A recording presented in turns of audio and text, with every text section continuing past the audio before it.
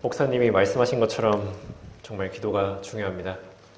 우리 영적 호흡이고 우리의 모든 힘의 능력의 원천이 되기 때문에 정말 잘 새겨드려야겠습니다. 원래 오늘은 순서상 김견우 형제가 설교를 하는 날인데요. 제가 다음 주에 예비군 훈련이 있기 때문에 제가 한 주를 먼저 하게 되었습니다.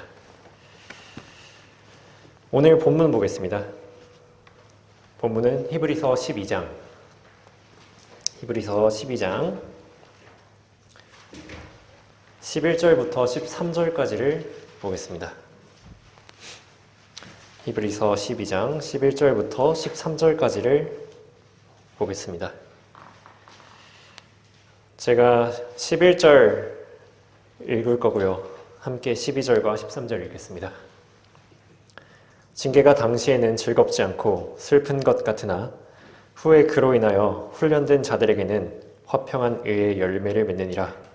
그러므로 맥없이 처진 손과 쇠약한 무릎을 일으켜 세우고 너희 발을 위하여 곧은 길을 만들어 철뚝거리는 다리로 길에서 벗어나지 않고 오히려 고침을 받게 하라. 아멘. 말씀 위에 잠시 기도하겠습니다. 전능하신 우리 주 아버지 하나님, 감사드립니다. 저희를 구원해 주시고 이 자리까지 불러 모아 주심에 정말 감사드립니다. 하나님께서 저희가 주님을 더 잘 섬길 수 있는 환경 마련해 주셔서 저희 모든 인생 주관해 주십시오. 그리고 앞으로 저희가 육신을 신뢰하지 않고 오직 주님만의 능력을 힘입어서 이 모든 인생 헤쳐나갈 수 있게 도와주십시오. 저희가 드리는 모든 기도에 하나님의 선하신 뜻대로 응답해 주시고 이 모든 시간 먹이가 틈타지 못하도록 꽉 붙잡아 주십시오. 이 설교 듣고 청중들이 마음을 열어서 말씀이 심겨져서 많은 열매 맺을 수 있게 도와주십시오. 이 모든 시간 주님께 온전히 의지합니다. 주 예수 그리스도의 이름으로 기도드렸습니다. 아멘. 오늘 말씀의 제목은 무릎으로 서라. 무릎으로 서라. 다소 역설적인 제목으로 말씀 전하겠습니다. 저희 군대 선임은 이런 말을 했습니다. 나는 신을 믿는다. 바로 나 자신이다. 결국 그렇게 그 선임은 제가 복음을 여러 번 전했음에도 끝까지 거부했습니다. 실제로 자신의 주먹을 믿는다느니 아니면 자신의 머리를 믿는다느니 자신의 돈을 믿는다고 하는 사람들 정말 많습니다. 그런 사람들은 하나님의 의가 아니라 자신들의 의가 더 낫기에 예수 그리스도의 보혈이 필요 없다고 말하는 사람들과 같습니다. 하나님 없이 자기의 힘으로 자신의 죄 문제를 해결할 수 있다는 교만인 거죠. 하지만 그들이 신뢰하는 사람의 육신은 정말로 아무것도 아닙니다. 하루 사이에 종기가 온 몸을 뒤덮을 수도 있고요. 정말 하룻밤 만에 못 보게 되거나 아니면 말을 못하게 될 수도 있습니다. 하나님께서 영을 거두어 가시면 그 사람은 차갑게 식게 되는 것이죠. 그것을 아는 사람들은 이 육신의 한계를 뛰어넘어 보고자 불로초를 찾고 냉동인간을 만들어서 인간의 수명을 연장시켜 보려고 하지만 전부 소용이 없습니다. 그런 게 인간의 육신이에요. 자신의 육신을 신뢰하는 것 또한 죄인의 본성입니다. 하지만 그리스도인들도 크게 다르진 않은데요. 초신자들은 특히나 더 그럴 것입니다. 저만 해도 저의 육신을 무기 삼는 때가 있었습니다. 무언가 잘 안 된다면 더 열심히 하면 그만이고 하나님의 도우심보다는 먼저 자신의 힘으로 무언가를 해보려고 하는 경우가 많았습니다. 저는 이 말씀을 잘 몰랐던 거예요. 잠언 16장 9절에 사람의 마음이 자기의 길을 계획하나 주께서는 그의 걸음들을 인도하시느니라. 저는 그러다가 정말 저의 힘으로 할 수 없는 것들을 만나고 그제서야 이 모든 상황을 주관하시는 우리 주님께 모든 것을 맡기는 삶을 살게 되었습니다. 그제서야 하나님께 구하고 도움을 요청하게 된 거죠. 하나님께서는 이를 알려주시기 위해서 종종 우리 육신의 실패를 경험하게 하십니다. 삶이 나의 생각대로 되지 않고 자신이 원하던 것을 이루지 못하며 심지어는 직접적인 징계도 따라옵니다. 그렇게 우리는 우리의 육신과 생각이 그다지 신뢰할 만한 것이 아님을 알 수 있습니다. 우리가 우리의 지혜나 육신을 하나님보다 더 신뢰하게 된다면 반드시 넘어지게 되어 있습니다. 넘어지고 어쩌면 상처도 좀 입을 거고요. 그리고 다리가 부러질 수도 있습니다. 그렇게 우리는 다소 역설적이게도 지쳐 쓰러진 무릎으로 절뚝거리는 다리로 하나님을 의지하여 서는 방법을 배워야 합니다. 오늘은 성경에서 자신의 육신을 신뢰하였던 여러 사람과 그렇지 않은 사람을 살펴보며 우리의 행동을 돌아보고 교훈을 얻는 시간을 가지겠습니다. 먼저 야곱을 보겠습니다. 야곱은 과거 육신을 따르던 대표적인 사람입니다. 태어날 때부터 어떻게 했어요? 자기 형의 발꿈치를 잡고 나왔습니다. 염소 가족으로 아버지를 속여서 축복을 받고요. 형 에서를 피해 육신적으로 도망칩니다. 그리고 야곱은 레아를 위해서 7년, 라헬을 위해서 7년 이렇게 14년간 외삼촌에게 봉사를 하게 됩니다. 그리고 자신의 머리도 의지하는데요. 형 에서를 위해서 선물을 준비하고 자신이 가진 모든 재산과 자신의 가족들을 셋대로 나눠가지고 한번 진노를 피해보고자 했습니다. 이렇게 야곱은 젊었고요. 자신의 육신을 의지해서 모든 문제를 해결해 왔었습니다. 하지만 이러한 일에 가장 큰 사건이 있었습니다. 바로 자신의 육신으로 하나님께 축복을 구해보고자 한 것입니다. 창세기 32장 함께 보시겠습니다.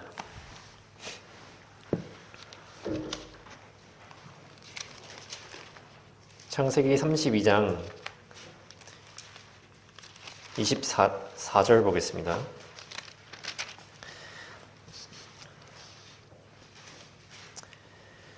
야곱이 홀로 남았는데 어떤 사람이 거기서 야곱과 날이 셀 때까지 맞붙어 싸우다가 그 사람이 야곱을 이기지 못하는 것을 알고는 야곱의 널쩍다리에 우묵한 곳을 치니 야곱의 널쩍다리에 우묵한 곳이 그와 싸울 때에 위골되었더라. 야곱은 하나님과 겨루었습니다. 자신의 원래 습성대로 하나님께 마저 육신으로 비벼보려고 한 거죠. 그렇게 자신의 방법대로 하나님의 축복을 얻어보려고 한 것입니다. 하지만 그 결과는 어땠습니까?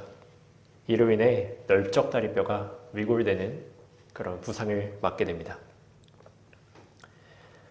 저는 운동을 좋아하는데 사람의 힘은 거의 다 골반, 허리에서 나옵니다.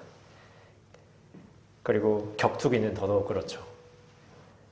널쩍다리뼈가 위골된 상태의 야곱이 과연 서 있을 수나 있었을까요? 상대는 당연히 안 됐겠죠. 자신이 의지하던 육신을 하나님께서 치시니까 야곱은 아무것도 못하고 주저앉았을 것입니다. 그리고 그 상태에서 야곱은 하나님께 계속 간절히 구합니다. 26절에 그 사람이 말하기를 날이 새니 나로 가게 하라 하니 야곱이 말하기를 당신이 나를 축복하지 아니하면 가게 하지 아니하겠나이다. 그래서 결국 그 사람은 야곱에게 이름을 물어보죠. 27절에 그 사람이 야곱에게 말하기를 내 이름이 무엇이냐 하니 그가 말하기를 야곱이니이다 하더라. 야곱이 여기서는 자기의 이름을 그대로 얘기했습니다. 하지만 예전에는 어땠죠? 예전에 자기 아버지 이삭에게 속여서 축복을 받을 때 이삭이 물어봤죠. 근데 그때 야곱의 대답은 나는 아버지의 맏아들 에서로소이다. 그때는 거짓말을 했었던 것입니다. 하지만 지금은 자기의 이름을 말합니다. 과거 거짓말하던 옛 성품과 육신을 하나둘씩 내려놓기 시작한 것입니다. 그제서야 야곱은 절뚝거리는 다리로 하나님께 축복을 받게 됩니다. 그래서 이 절뚝거리는 다리는 31절까지 이어지는데요. 그가 푸느를 통과할 때 해가 그 위에 솟았고 그는 그의 널쩍다리를 절뚝거렸더라.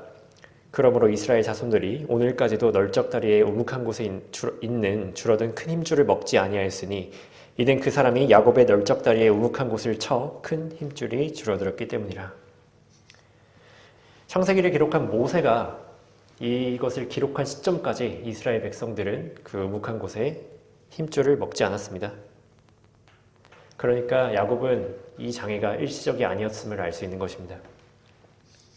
이 장애는 영구적인 것이었어요. 하지만 야곱은 이를 통해 자신의 육신을 의지하지 않고 하나님께 구하는 법을 배운 것입니다.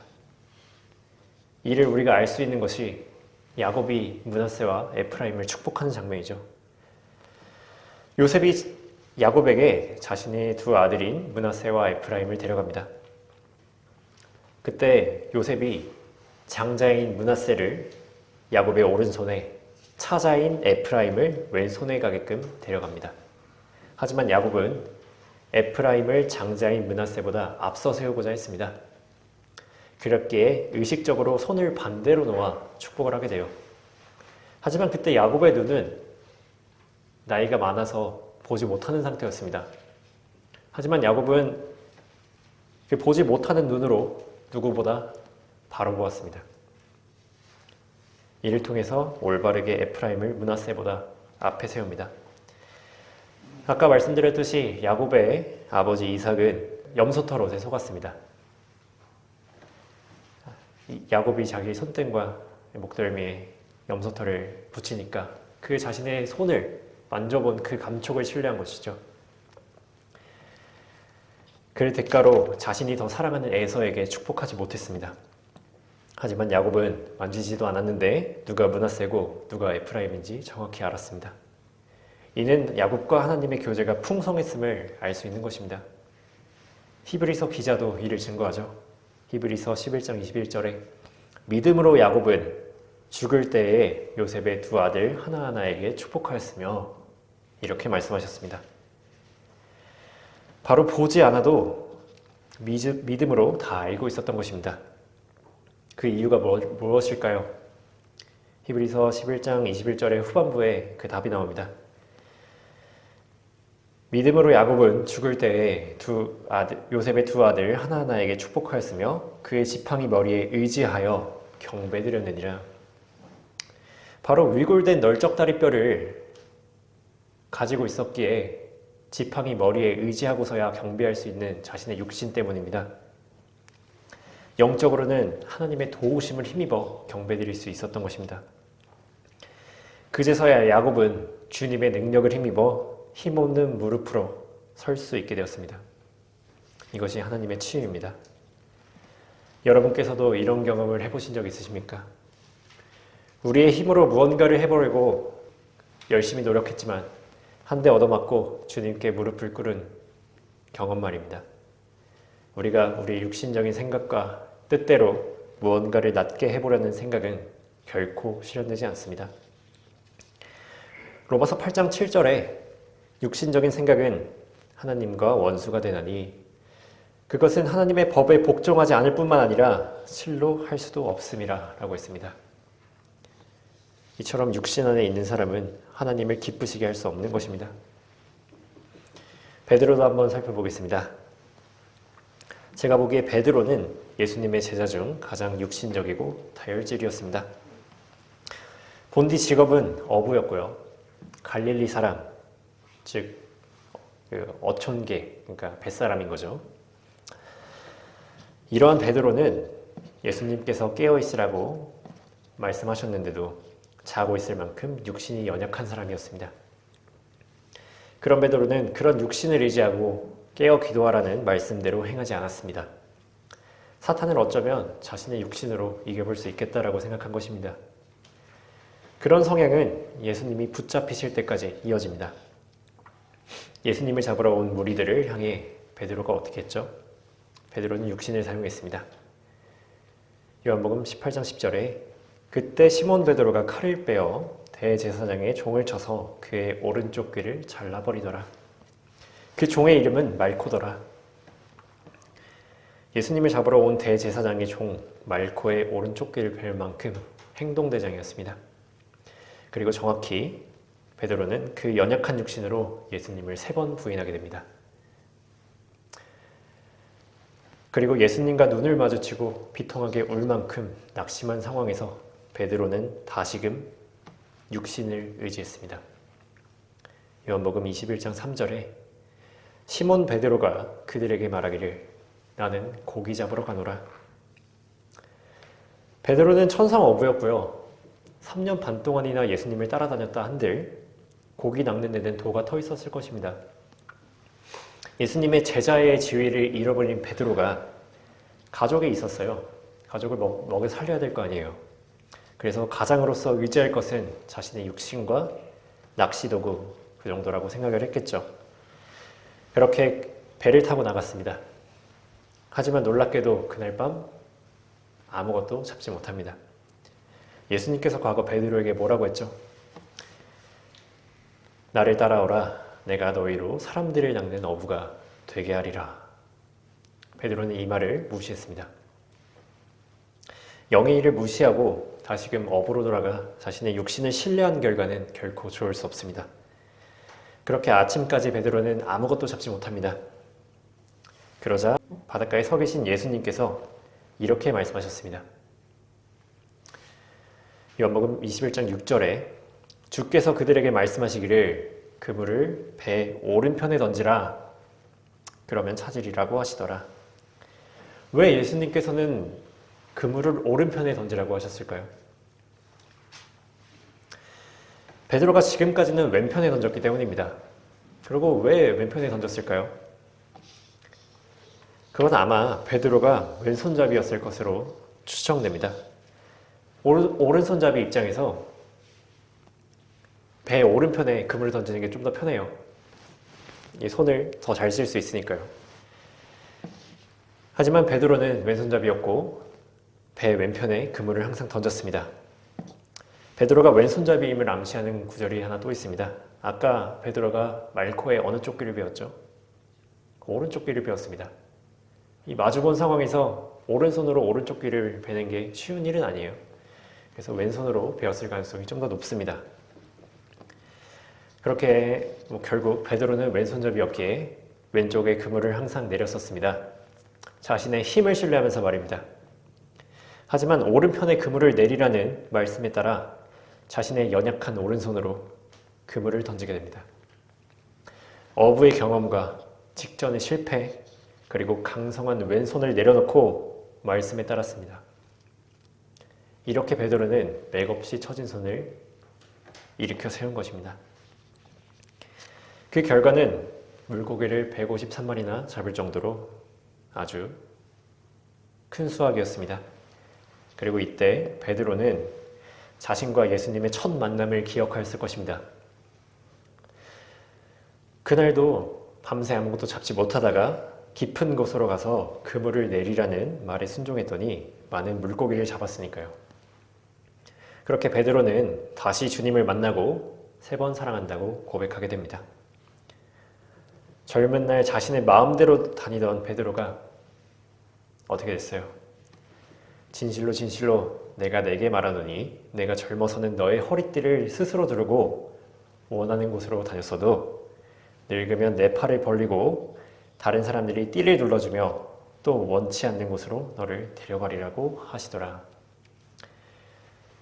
베드로는 이 말씀대로 과거 자신의 뜻대로 육신대로 마음껏 다니다가 자신의 능력의 연약함을 깨닫고 주님의 말씀을 의지함으로써 자신의 맥없이 처진 손을 강하게 했습니다.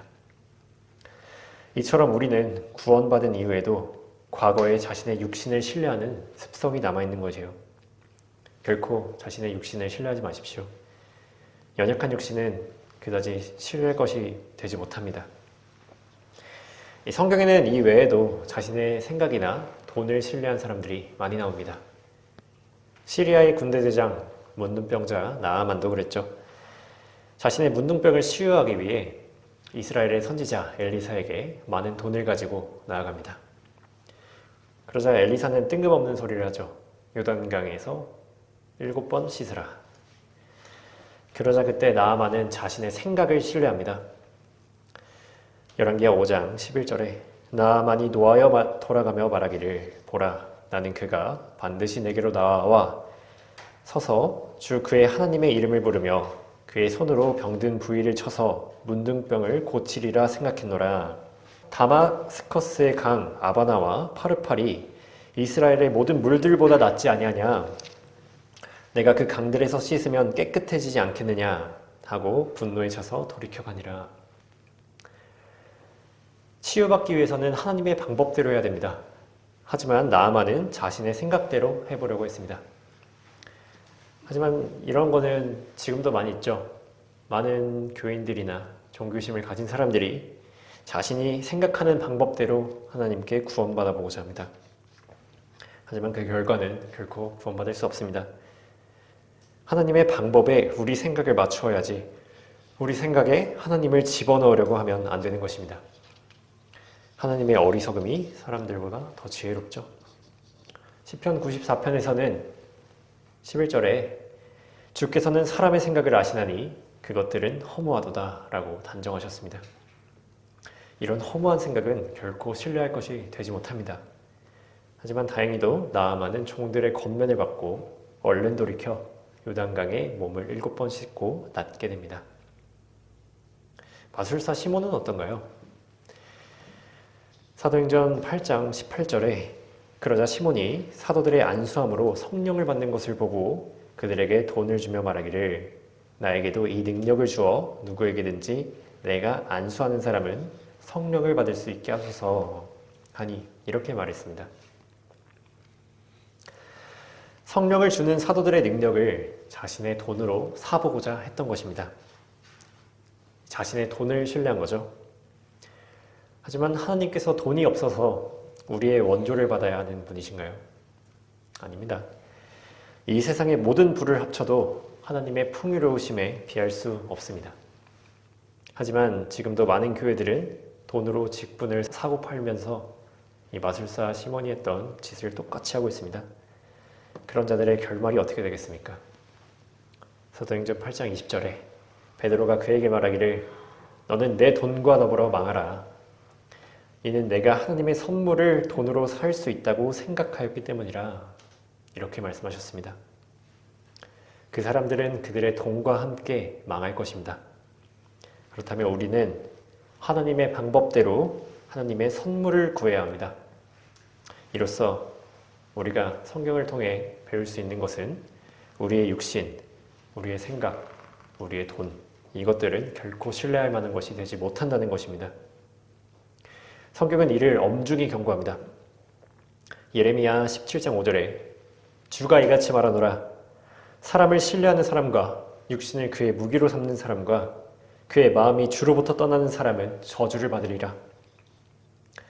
우리가 그렇게 나아가다가도 스스로 멈추지 않는다면 하나님께서 우리에게 절뚝이는 다리를 주시거나 능력을 빼앗으셔서 멈추실 수도 있습니다. 그것이 당장에는 기쁘지 않을지언정 훈련된 자들에게는 화평한 의의 열매를 맺게 될 것입니다. 이를 통해 우리는 언제나 주님과 동행하셔야 합니다.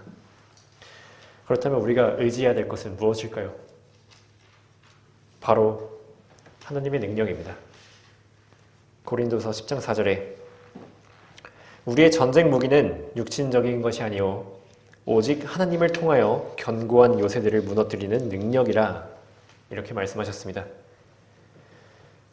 이 구절의 가장 큰 본이 되는 사람은 바로 이 말을 한 바울 자신입니다. 바울은 어떠했을까요?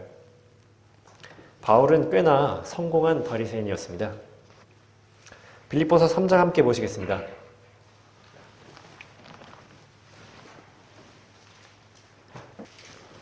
빌립보서 3장 4절부터 보겠습니다. 나도 육신을 신뢰할 만하니 만일 누군가가 육신을 신뢰할 만한 것이 있다고 생각한다면 나는 더욱 그러하니라. 나는 8일 만에 할례를 받았고 이스라엘인이며 베냐민 지파요 히브리인 중에 히브리인이요 율법에 의하면 바리새인이라. 열성으로 말한다면 교회를 박해하고 율법의 의로 말한다면 흠이 없음이라. 바울은 엘리트 중에서도 엘리트죠. 하지만 바울은 자신의 과거, 육신을 자신의 무기로 삼지 않았습니다. 7절에 그러나 나에게 유익하던 것은 무엇이나 그리스도를 위하여 다 손실로 여겼느니라.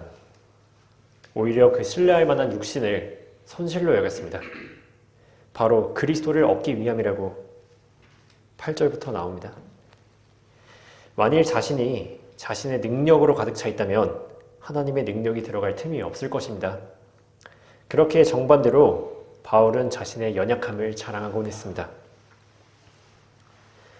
바울은 먼저 언변이 그리 특출나지 못했습니다. 고린도 성도들이 그것을 판단할 때 바울은 그것을 가볍게 인정합니다. 하지만 그랬기 때문에 바울은 말의 탁월함이 아닌 성령과 능력을 나타내므로 하나님의 증거를 전할 수 있었습니다. 고린도전서 2장에 1절부터 보시면 형제들아 내가 너희에게 와서 하나님의 증거를 전할 때에 말과 지혜의 탁월함으로 하지 아니하였노라. 그리고 4절에 또 내 말과 내 설교를 설득력 있는 인간의 지혜의 말로 하지 않고 성령과 능력을 나타내므로 하였으니 이는 너희의 믿음이 인간의 지혜에 있게 하지 아니하고 하나님의 능력에 있게 하려 함이라. 바울은 오히려 자신의 부족한 언변을 하나님의 능력으로 채운 것입니다. 또한 바울은 갈라디아 성도들이 눈이라도 빼어주고자 했을 만큼 눈이 안 좋은 육체의 가시를 지니고 있었습니다. 고린도서 12장에 7절부터 보시면 지극히 위대한 계시들의 풍성함으로 인하여 내가 자고하지 않도록 육체의 한 가시 즉 사탄의 사자를 내게 주셨으니 그가 나를 쳐서 자고하지 못하게 하려 함이라.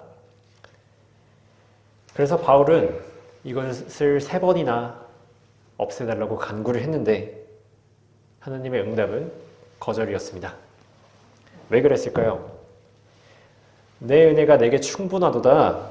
이는 내 능력이 약한 데서 온전하게 됨이니라고 하셨느니라. 하나님의 능력이 인간이 연약할 때 더 풍성해진다는 것입니다. 그렇게 바울은 자신의 연약함을 자랑할 수 있었던 거예요. 그러므로 내가 오히려 매우 기쁘게 나의 약한 것들을 자랑하리니 이는 그리스도의 능력이 내게 거하게 하려 함이라. 바울은 자신의 육신의 연약함을 자랑하며 그 기회를 그리스도의 능력을 받는 기회로 삼을 수 있었습니다. 그렇게 우리에게 육신의 연약함은 오히려 축복이 될 수 있습니다. 하나님께서 이스라엘을 왜 택하셨을까요? 신명기 7장 7절에 주께서 그분의 사랑을 너희 위에 두시고 너희를 택하신 것은 너희가 다른 민족보다 수가 많음이 아니라 너희가 모든 민족 중에서 가장 적기 때문이니라. 바로 그들이 가장 적기 때문입니다. 약함 가운데서야 하나님의 능력이 돋보일 것입니다. 우리가 약할수록 하나님은 높여지고요. 하나님의 능력이 온전하게 될 것입니다. 우리 육신이 뛰어나서 구원받은 게 아니잖아요. 우리가 엄청난 능력을 가지고 있어서 하나님께 부르심을 받은 게 아니잖아요. 고린도전서 1장 26절에 형제들아 너희는 너희의 부르심을 보라. 부르심을 받은 자들은 육신을 따라 지혜로운 자가 많지 않고 권력 있는 자도 많지 않으며 좋은 가문에서 태어난 자도 많지 아니하니라. 하지만 그 이유가 뭘까요? 왜 하나님께서 약한 것들을 선택하시고 강하게 해주실까요? 하나님께서 세상의 어리석은 것들을 선택하심은 지혜로운 자들로 부끄럽게 하시려는 것이요 하나님께서 세상의 약한 것들을 선택하심은 강한 것들을 부끄럽게 하려는 것이라. 그리하여 아무 육체라도 그분의 면전에서 자랑하지 못하게 되리라. 우리가 하나님 앞에서 육신을 내세울 수 없습니다. 오히려 연약함을 드러내고 하나님께 구해야 합니다. 우리는 이렇게 연약한 육신으로 보잘것없는 능력으로 능력 주시는 그리스도를 통해 모든 것을 할 수 있습니다. 바울이 뭐라고 고백했죠? 내게 능력 주시는 그리스도를 통하여 내가 모든 것을 할 수 있느니라. 바울의 솔직한 고백입니다. 여러분께서 만일 숫기가 없고 언변이 유창하지 못해서 복음을 전하기 힘들다면 기뻐하셔야 합니다. 그랬기에 더 하나님의 능력을 구할 것이기 때문입니다. 머리가 잘 돌아가지 않고 이해하기가 어려워서 성경 말씀을 잘 공부하지 못하겠다면 오히려 감사하셔야 합니다. 성령의 조명을 더 의지할 기회니까요. 만일 궁핍함으로 인해서 하나님께 많이 드리지 못하고 있다면 기뻐하십시오. 적은 능력 가운데 주님께 더 많이 의지할 것이기 때문입니다. 제가 만일 세상에서 잘 나가고 안정된 직장이 있고 그랬으면 제가 인천에서 순천까지 내려왔을까요? 저는 아니라고 생각합니다. 제가 가진 것이 아무것도 없었으니까 그냥 편하게 올 수 있었죠. 하느님께 더 의지할 수 있었습니다. 저에게 이런 연약함은 오히려 축복이 되었죠. 고린도서 4장 18절에 우리가 바라보는 것은 보이는 것들이 아니요 보이지 않는 것들이라. 이는 보이는 것들은 잠깐뿐이지만 보이지 않는 것들은 영원하기 때문이라 라고 말씀하셨습니다.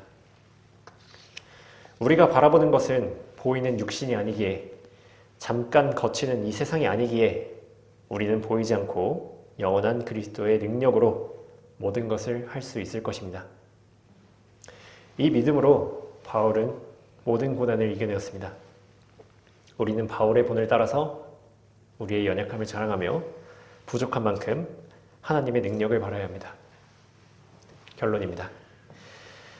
우리가 만일 두 발로 일어서서 서게 된다면 우리의 손은 약 2m 남짓 닿게 될 것입니다. 좀 높은 건물에 올라가면 100m 정도까지 올라갈 수 있을 것입니다. 이 세상에서 가장 높다는 산인 에베레스트 산에 올라가면 약 8,848m까지 올라갈 수 있을 것입니다. 하지만 역설적으로 하나님 앞에 겸손하게 무릎을 꿇고 기도하면 우리의 기도는 하늘까지 닿을 것입니다. 하나님 앞에서 자신의 육신을 신뢰하여 목을 꼿꼿하게 세우지 말고 납작 엎드리십시오. 이렇게 우리는 무릎으로 가장 높이 설 수 있는 것입니다. 하지만 우리가 다시금 우리의 노력으로 하나님께 닿으려는 바벨탑을 쌓게 된다면 하나님께서는 반드시 실패를 경험하게 하실 것입니다. 하나님께서 우리의 널쩍다리뼈를 치시기 전에 먼저 무릎으로 서는 성도들이 되셔야 합니다. 그리고 만일 이미 널쩍다리뼈가 위골되었다면 절뚝이는 다리로 진정한 의사이신 주님을 찾아가야 합니다. 그것이 절뚝거리는 다리로 길에서 벗어나지 않고 고침을 받으러 가는 길입니다. 본문 다시 제가 읽어보겠습니다. 히브리서 12장 11절부터 13절까지입니다. 징계가 당시에는 즐겁지 않고 슬픈 것 같으나 후에 그로 인하여 훈련된 자들에게는 화평한 의의 열매를 맺느니라. 그러므로 맥없이 처진 손과 쇠약한 무릎을 일으켜 세우고 너희 발을 위하여 곧은 길을 만들어 절뚝거리는 다리로 길에서 벗어나지 않고 오히려 고침을 받게 하라. 우리가 절뚝거리는 다리로 곧은 길을 가서 고침을 받는 그날이 언제겠습니까? 이사야 35장 3절부터 제가 읽겠습니다. 너희는 연약한 힘들에 손을 주며 떨리는 무릎을 견고하게 하고 두려워하는 마음을 가진 자들에게 말하라. 강건하라. 두려워 말라. 보라, 너희 하나님이 복수하러 오시며 하나님이 보응하시리니 그가 오시어 너희를 구원하실 것이라. 그때에 소경의 눈이 뜨이며 귀머거리의 귀가 뚫리리라. 그때에 절름발이가 사슴처럼 뛰고 벙어리의 혀는 노래하리라. 광야에는 물이 솟아나오며 사막에는 시내가 흐르리라. 그곳은 바로 우리가 도착할 천년왕국입니다. 자기의 길과 생각들을 버리고 주님께 나아가야 합니다. 우리는 그렇게 절뚝이는 다리로 천년왕국을 가는 바른 길을 갈 것이며 그곳에서 우리의 육신은 치유되어서 사슴처럼 뛸 것입니다. 썩어질 장막에서 벗어나 새 몸을 입고 주님을 뵙는 그날까지 무릎으로 굳게 서는 성도들이 되시길 바랍니다.